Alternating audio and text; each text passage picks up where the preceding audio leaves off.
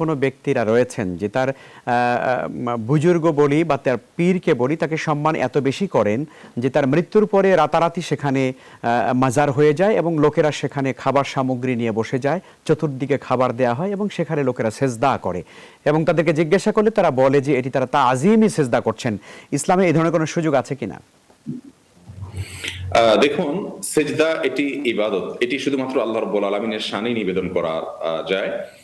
তাজিম শব্দের অর্থ সম্মান, সম্মান সূচক সেজদা যদি পৃথিবীতে কাউকে করা যেত তাহলে তার উপযুক্ত ছিলেন আল্লাহর নবী মুহাম্মদ রাসূলুল্লাহ সাল্লাল্লাহু আলাইহি সাল্লাম। তাকে কোনোদিন কোন সাহাবীরা সেজদা করেছেন কিনা, কোন জাল হাদিস দ্বারাও প্রমাণ পাওয়া যায় কিনা, এর উত্তর হলো মোটেও নয়।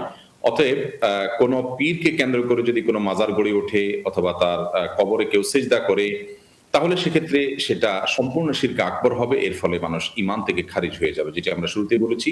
কারণ এটি পরিষ্কারভাবে আল্লাহর সঙ্গে শিরক করা শামিল, আল্লাহর সঙ্গে অন্য কাউকে পার্টনার সাব্যস্ত করা শামিল। যেটি আল্লাহর শানে যায় সেটি অন্য কারোর জন্য ফিট করা, এটাই হলো পরিষ্কারভাবে বড় শিরক। অতএব এগুলো থেকে আমাদেরকে বেঁচে থাকার চেষ্টা করতে হবে।